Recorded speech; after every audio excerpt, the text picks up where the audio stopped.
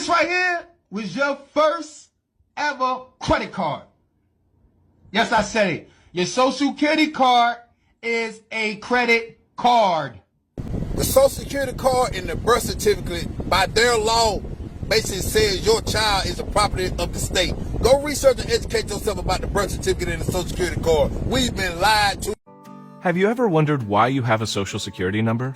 The 9-digit social security number, also referred to as an SSN, was created in 1936 for one reason and one reason alone: to track the earnings of workers to determine their eligibility for benefits and their benefit amounts.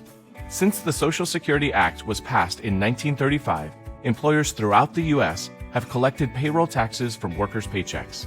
These deductions help fund future Medicare and Social Security retirement, disability, and survivors' benefits for workers and their families. The Social Security Administration says it can assign a new number only if you're a victim of identity theft who continues to be disadvantaged by using your original number. There's a situation of harassment, abuse, or life endangerment, like domestic violence. Sequential numbers assigned to members of the same family are causing problems. More than one person is assigned or using the same number, or you have a religious or cultural objection to certain numbers in the original number. Your social security number has a secret code. Here's how it works. If you lived in or were born in the US, chances are you have a social security number. These numbers were created in the 1930s to specifically track how much citizens earned so the social security program could accurately pay out benefits when people reached retirement age. However, today, the system has expanded to any number of personal identification needs throughout the government and private sector. In essence, your social security number is your barcode that identifies you in the US. It turns out there's a secret code to help make sure that everyone gets their own number. Social security numbers have 3 parts to them, separated by dashes, with the first being the area number, the second being the group number, and the final 4 being the serial number. The area number describes the geographical location the card was issued in. Before 1972, they represented the state the card was issued, not where the person lived. However, post-1972, all cards started being issued in the Social Security office in Baltimore, and then were issued based on the zip or postal code in the card application. The numbers usually go from lowest in the northeast and get higher as they move west. While the code does represent the zip where one person was living when they were born, it isn't actually used for anything else actionable now. It's just a simple naming convention to create a unique number. Second, the group number ranges from 01 to 99 and used to be assigned in an odd and even order based on states. However, since 2011, the agency switched to randomly assigning group numbers, so this convention doesn't work exactly like this anymore. Finally, the serial numbers at the end run 0001 through 9999, and those are just assigned in sequence. At the end of the day, the area number is the most prominent state-specific code, with each state then being able to use the group and serial numbers in sequential order. Americans love their independence, a nation of pioneers living out from under the eye of government, except for all the government. As such, unlike many other countries, Americans don't have a national ID card, and even the idea of creating one is a political hot topic every election cycle. The results are always the same. We don't need no ID card. But, suspiciously, US citizens do already have this, a card with a unique number that many places will ask for to prove who you are. This is all a scam. I mean, we got people that's getting ready to retire that's going to try to live off $2,000 to $3,000. Impossible. It's impossible. Because what happens, it comes up here, we spend it. We're $35 trillion in debt. We don't have union money. We're dead broke. And then taxpayers have $2 trillion in credit card debt. We are in huge trouble. In this body, we had better start figuring that out, because we're going to have a run on this city here soon, and there's going to be about 150 million people coming up here saying, where's our damn money that we paid in? I could have put my Social Security money, 40 years, in tax, in the market, and probably be worth 8 to 10 million today. But the federal government wasted it. So I'll get off my horse there. But it's good that we have this, because we got, I get a little pension check from education. I was part of a union. It's not going to help people. People are going to have to continue to work longer and longer. Am I right, Ms. Gender? Can you say something about Social Security and it being taxed for some reason? We're taxing people for the second time on the Social Security that they put into an account. Yeah, and I'd like to point out when Social Security was first founded, those who established it, it was started out as a 2% tax, and they said this will never take more than 6% of your income. Today it takes 12.4%, and depending on whether you go with CBO or Social Security trustees, it needs to take between 15.8 and 17.5%. Tax be up to $66,000, equivalent in today's dollars of earnings.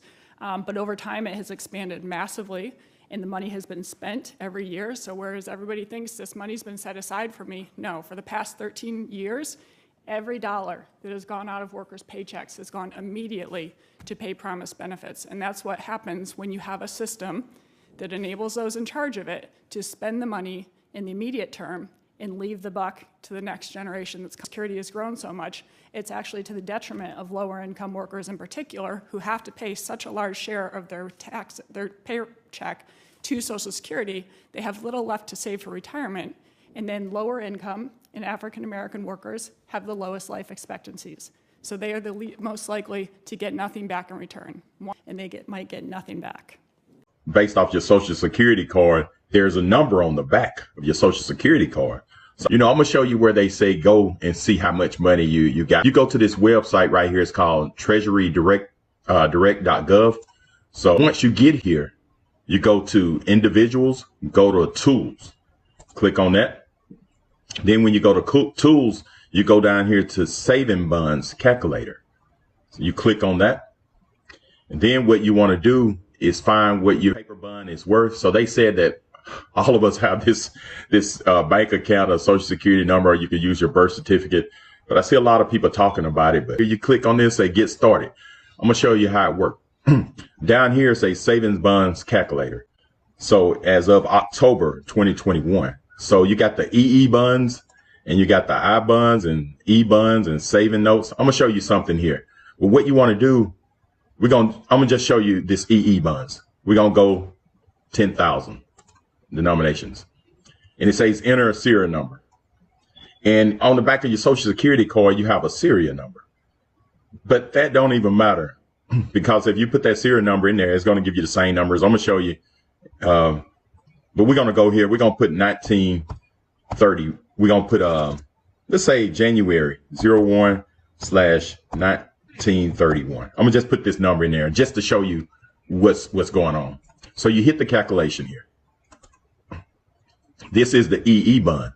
And if you zoom in on it right in this area right here, I'm going to zoom in.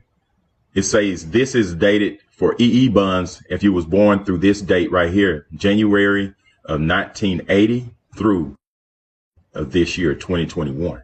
Okay, let's drop down and do the E bond and go 10,000. We're going to enter that date again, 01/1931. I'm going to go ahead and copy this because we're going to use it again. We're going to hit calculate. Now you see for the I bond right here, it's from May of 1999 through January of 2008. All right. And let's click on this E bond. And we're going to go 10,000. We're not going to enter no serial number. We're going to use that date again. And we're going to hit calculate. So for the E bond, you have to be born between this date of May of 1952, June of 1980. So I was born in 1971. So let's see how much they said I would be getting. Okay. So I have to use the E bond. And I'm going to put 10,000. And I'm going to just put any number. I know mine, back of my Social Security number, it starts with a G. And it got some more numbers. I'm going to just enter some numbers. It doesn't matter what you put there. And just put a date, my date, 12/1971. And I'm going to hit calculate.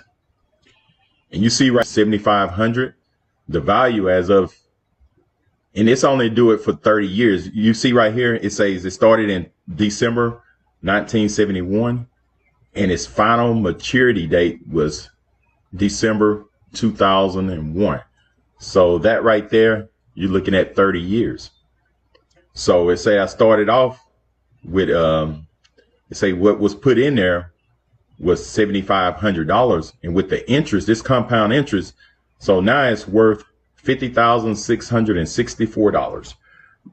Into bank accounts and everything off my social security. And I remember it was 6 accounts in my name. I called the Federal Reserve Bank. I'm like, why do I got an account with $6 million in it that I've never opened myself? How did you get access to your account? That's when they really started messing with us. That's not the question. Why do I got an account with $6 million? Why do I got a Bank of America account with $20 million in it and I never had a Bank of America account? Who the hell is using the money? Then you start tracking down your social security number, putting a 0 in front of it, which makes it a 10-digit bank account number. Then you look at your birth certificate number, which is your routing number. So now you're like, hold on, I got a bank with all this money, and then you start realizing what Social Security is, and then basically you working for free, and then they're paying you little bitty percentages or fractions out of the account that you already had all this money built in.